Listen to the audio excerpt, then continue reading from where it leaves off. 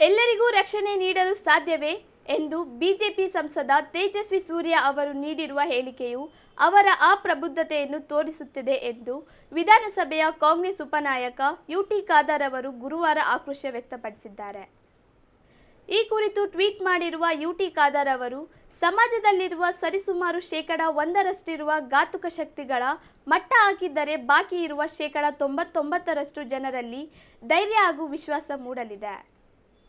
ಅದನ್ನು ಬಿಟ್ಟು ಭದ್ರತೆ ನೀಡಲು ಸಾಧ್ಯವೇ ಎಂದು ಆಡಳಿತ ಪಕ್ಷದವರಾಗಿಯೇ ಪ್ರಶ್ನಿಸುತ್ತಾರೆ. ಇದು ನಿಮ್ಮ ಅಸಮರ್ಥತೆ ಹಾಗೂ ಅಸಹಾಯಕತೆಯನ್ನು ತೋರಿಸುತ್ತದೆ.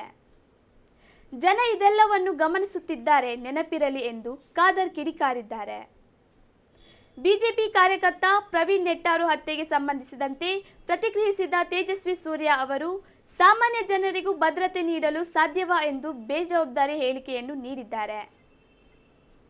ಪ್ರತಿಯೊಬ್ಬರಿಗೂ ರಕ್ಷಣೆ ನೀಡುವುದಕ್ಕೆ ಆಗುತ್ತಾ ಎಂದು ತೇಜಸ್ವಿ ಸೂರ್ಯ ವಿವಾದಾತ್ಮಕ ಹೇಳಿಕೆಯನ್ನು ನೀಡಿದ್ದಾರೆ. ಯಾರೋ ಒಬ್ಬ ಮತಾಂಧ ದಾರಿಯಲ್ಲಿ ಹೋಗುವವರಿಗೆ ಚಾಕು ಚುಚ್ಚಿದರೆ ಸೆಕ್ಯೂರಿಟಿ ನೀಡೋಕ್ಕಾಗುತ್ತಾ ಎಂದು ಪ್ರಶ್ನಿಸುತ್ತಾರೆ.